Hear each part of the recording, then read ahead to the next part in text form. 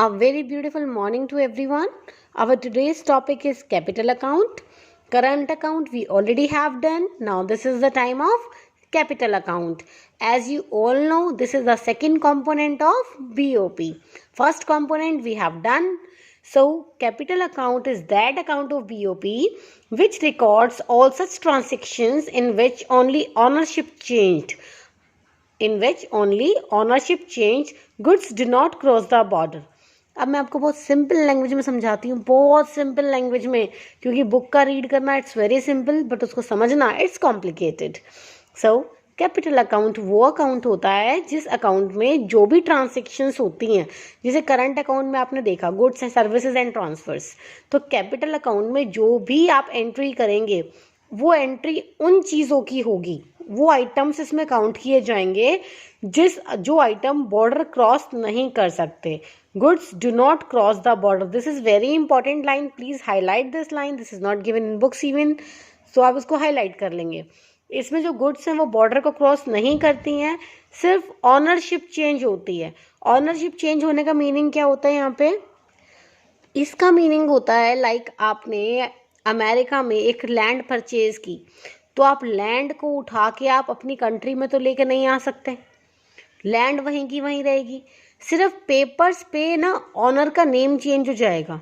तो इसमें क्या हुआ, गुड्स ने बॉर्डर क्रॉस नहीं किया, पेपर पे नेम चेंज हो गया और वो चीज़ वहीं की वहीं है. ठीक है, तो इसको बोलते हैं हम लोग capital account. It records all kind of short term and long term international capital transfers, gold and cell purchase of assets. अब आप सोचेंगे कि जो गोल्ड है वो तो यहाँ और वहाँ आ जा सकता है ना. तो ये गोल्ड का क्या लॉजिक है ये मैं आपको बताती हूँ. ये एक्चुअली ऑफिशियल रिजर्व्स के साथ इंक्लूड है, तो इसको अभी हम हाईलाइट करके रखेंगे क्योंकि अभी एक अकाउंट और बैलेंस है, उसके साथ मैं इसको क्लियर करूँगी आपको. तो फिलहाल आपने मेन क्या देखना है, capital transfers and cell purchase of assets. Capital transfers के अंदर यहाँ पे क्या क्या आ जाएगा, शेयर्स आ जाएंगे. तो अब ये लैंग्वेज आपके लिए हो सकता है लर्न करना डिफ़िकल्ट हो मे बी, तो क्यों ना हम इसको एक फ्लो चार्ट प्रेजेंटेशन दें. फ्लो चार्ट प्रेजेंटेशन से बहुत सिंपली ये लर्न भी हो जाएगा और हमको जो आइटम्स हैं इसको ज़्यादा याद करने की ज़रूरत भी नहीं है. तो फ्लो चार्ट देखेंगे. कैपिटल अकाउंट में क्या क्या इसके कंपोनेंट्स हैं, दो कंपोनेंट्स हमने रखे हैं, एक है इन्वेस्टमेंट, एक है बोरोइंग. इन्वेस्टमेंट क्या होती है, इन्वेस्टमेंट आपको सबको पता है कि भाई मनी आप कहीं इन्वेस्ट करते हो, क्यों करते हो, मनी अर्न करने के लिए करते हो. तो इन्वेस्टमेंट क्या होता है, इन्वेस्टमेंट एक प्रोसेस होता है जिसमें आप मनी को अर्न करना चाहते हो. इट मीन्स कहीं भी ऐसी जगह पैसा लगाना जहां आपको लगे कि हाँ अब जो आपका है, जो आपने पैसा लगाया है वो ज़्यादा हो के आएगा, तो वो आपकी इन्वेस्टमेंट होती है. अब इन्वेस्टमेंट किसने की, क्या की, यहाँ पे उसका क्या हिसाब किताब है बीओपी में. तो इन्वेस्टमेंट 2 टाइप की है, एफडीआई, एफआईआई. एफडीआई का फुल फॉर्म है फॉरेन डायरेक्ट इन्वेस्टमेंट, और एफआईआई का है फॉरेन इंस्टीट्यूशनल इन्वेस्टमेंट. सबसे पहले आप समझेंगे ये एफडीआई का मीनिंग क्या होता है. पहले हम एफडीआई पे फोकस करेंगे. एज अ नोट्स मैंने आपको यहाँ लिख दिया, एसेट्स परचेज करने को कहते हैं. देखो नाम से ना क्लियर है, हर चीज़ नाम से क्लियर है, बस focus on the name of the word की लिखा गया हुआ है.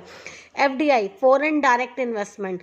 डायरेक्ट इन्वेस्टमेंट अब्रॉड का मीनिंग क्या होता है, purchasing an asset in other country and at the same time acquiring control of it. आपने बाहर जाकर किसी कंट्री में एसेट परचेज की, अभी मैंने बोला वही था ना यहाँ पर भी कि भाई गुड्स बॉर्डर क्रॉस नहीं करेंगी, ऑनरशिप चेंज हो जाएगी. द सेम थिंग, चीज़ें वही हैं सारी, बस ये है कि वहाँ पे आपने लैंग्वेज दी है, यहाँ पर आप उसको पॉइंट्स में बता रहे हो. तो एफडीआई में क्या होगा कि एक कंट्री में से कोई भी प्राइवेट पर्सन है, गवर्नमेंट है, कोई भी है, बाहर अगर वो एसेट परचेज करते हैं तो वो एफडीआई होती है. ठीक है, सेम लाइक बाहर वाले अगर हमारी कंट्री में कुछ इन्वेस्टमेंट करते हैं, वो लैंड परचेज करते हैं, तो वो उनके लिए एफडीआई होता है. क्लियर, तो इसको बोलते हैं हम एफडीआई, एसेट का परचेज करना, FDI. Second is FII, foreign institutional investment. Foreign institutional investment के ये मैंने पॉइंट 2 और 3 दिए हैं. इसका मीनिंग क्या है कि इनको इस 3 नामों से जाना जाता है. First name is foreign institutional investment, second name is portfolio investment, third name is share market investment. ये 3 नाम है, इन 3 नामों से इसको बुलाया जाता है। अब ये होता क्या है वो सुनेंगे आप। ये होता है, सबसे पहले फर्स्ट नेम की तरफ फोकस करेंगे, foreign institutional investment. It mean जो इन्वेस्टमेंट की है वो एक इंस्टीट्यूशन के थ्रू की है, और वो इंस्टीट्यूशन कौन सा है यहाँ पे, वो है शेयर मार्केट। शेयर मार्केट के थ्रू जो इन्वेस्टमेंट की जाती है उसको कहते हैं FII, तो इसलिए इसका नाम शेयर मार्केट इन्वेस्टमेंट भी है। और सेकेंड थिंग, इसको पोर्टफोलियो इन्वेस्टमेंट भी कहा जाता है। इसमें क्या होता है, इसमें कोई भी कंपनी है, कोई फर्म है किसी भी कंट्री की, purchase share of a foreign company और buys bond issued by foreign government. Foreign government ने जो बॉन्ड्स इशू किए हैं वो परचेज कर सकती है, या किसी कंपनी ने जो शेयर इशू किए हैं वो परचेज कर सकती है। Under this form of investment firm does not have control over the asset. इसमें क्या होता है, इसमें जो क्या कहते हैं इन्वेस्टर होते हैं उनका उस पर कोई कंट्रोल नहीं रहता। उन्होंने उसको ले लिया है, जब उनके प्राइसेस हाई हो जाएंगे तो वो उसको सेल कर देंगे। तो ये कौन सी इन्वेस्टमेंट है, ये भी अभी ऑब्वियस है। इन्वेस्टमेंट का मीनिंग क्या होता है, मनी अर्न करना, मैक्सिमम प्रॉफिट गेन करना, ऐसी जगह पैसा लगाना जहाँ से आप ज़्यादा से ज़्यादा पैसा कमा सको। तो this is the best way money earn करने के लिए। नेक्स्ट है बोरोइंग। अब हम बोरोइंग के बारे में डिस्कशन करेंगे। आई होप सो आपको इन्वेस्टमेंट क्लियर हो गई होगी कि ये इन्वेस्टमेंट होती है, लेकिन इसमें भी एक पॉइंट और रह गया, इसको हम डिस्कस कर सकते हैं। इसमें भी हमारा वो साइड रह गया, क्रेडिट साइड और डेबिट साइड, है ना। 2 साइड्स होते हैं, आपको ध्यान होगा। एक साइड होती है क्रेडिट, क्रेडिट को हम प्लस शो करते हैं। दूसरी साइड है डेबिट, डेबिट को माइनस से शो करते हैं। अब इसकी एंट्री कैसी होगी, इसकी एंट्री अगेन फोकस आपका मनी पे रहेगा। अगर मनी का इनफ्लो हुआ है तो क्रेडिट साइड, मनी का आउटफ्लो हुआ है तो डेबिट साइड। अब क्रेडिट साइड में कैसे, अगर फॉरेनर्स हमारी कंट्री में एसेट परचेज करते हैं तो मनी का इनफ्लो होगा, मनी का इनफ्लो होगा तो वो क्रेडिट साइड आएगा। और अगर हम फॉरेन कंट्री में जाके एसेट परचेज करते हैं तो आपको ये माइंड में नहीं रखना कि एटलीस्ट एसेट तो हमारी बन गई, बेशक बन गई है, वो पॉजिटिव भी है, बट उस टाइम मनी का आउटफ्लो हुआ है। और मैंने आपको BOP की डेफिनेशन में क्लियरली मेंशन किया था, all monetary transactions. It means आपका फोकस जो है वो पूरा मनी पर रहेगा।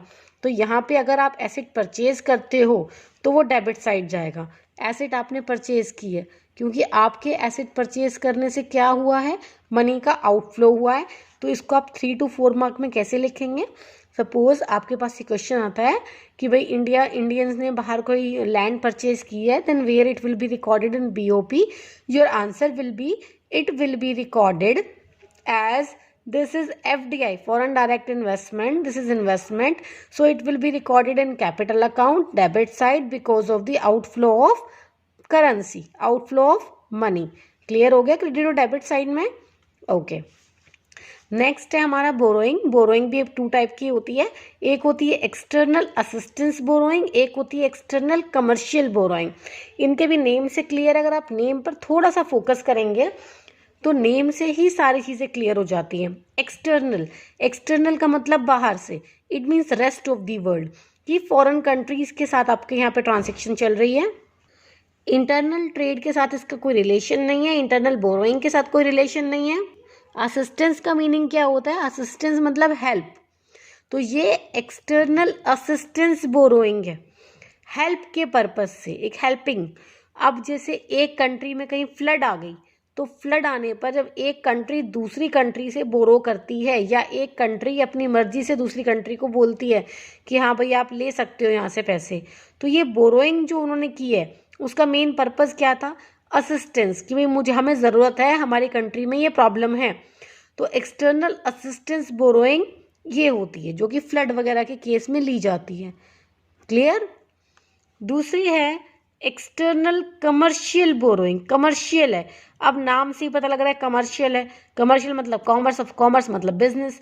तो ये जो बोरोइंग होती है, ये बोरोइंग प्राइवेट सेक्टर भी कर सकता है, गवर्नमेंट सेक्टर भी कर सकता है, कोई भी सेक्टर ये बोरोइंग कर सकता है, क्योंकि उनको अपने आप को एक्सपेंड करना है। Commercial again the same thing, commercial means business. Okay, तो इस तरह की जो बोरोइंग की जाती है एक कंट्री जब दूसरी कंट्री से करती है, अब उस कंट्री में कोई भी हो सकता है, वो प्राइवेट सेक्टर भी हो सकता है, it can be private sector और गवर्नमेंट।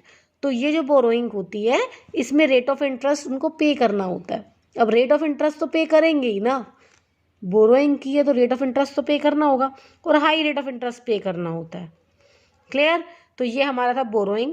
इसमें भी अगर क्रेडिट और डेबिट साइड आती है तो आपका फोकस मनी पे रहेगा। अब आप ये मत सोचना कि हमने बोरोइंग की है तो नेगेटिव साइड, नो, बोरोइंग की है तो मनी का इनफ्लो हुआ है उस टाइम, बाद में जो आउटफ्लो होगा वो देख लेंगे, जो इंटरेस्ट जाएगा, बट फिलहाल मनी का इनफ्लो हुआ है। तो आपका फोकस इनफ्लो पे, मनी के इनफ्लो और मनी के आउटफ्लो, आपका मेन फोकस इनफ्लो और आउटफ्लो पर ही रहेगा कि मनी का क्या हुआ है। क्लियर हो गया? ये फ्लो चार्ट आपको बनाना है। अब अगर ये आपका क्लियर हो गया तो करंट अकाउंट हम पहले ही कर चुके हैं। हमारा नेक्स्ट क्वेश्चन बनेगा differentiate between current account and capital account. अभी हमारा बैलेंस ऑफ पेमेंट का चैप्टर कंप्लीट नहीं हुआ है। अभी हमारे 2 टॉपिक्स हुए हैं only, current account and capital account. तो जो डिफरेंशिएशन है ये आपको खुद से करना है, नहीं होता है तो नेक्स्ट जो हमारी वीडियो होगी उसको स्टार्ट करने से पहले मैं आपको डिफरेंस बताऊंगी। डिफरेंस के बाद ही हम आगे नेक्स्ट जो हमारा ऑफिशियल रिजर्व्स है उसको कंटिन्यू करेंगे।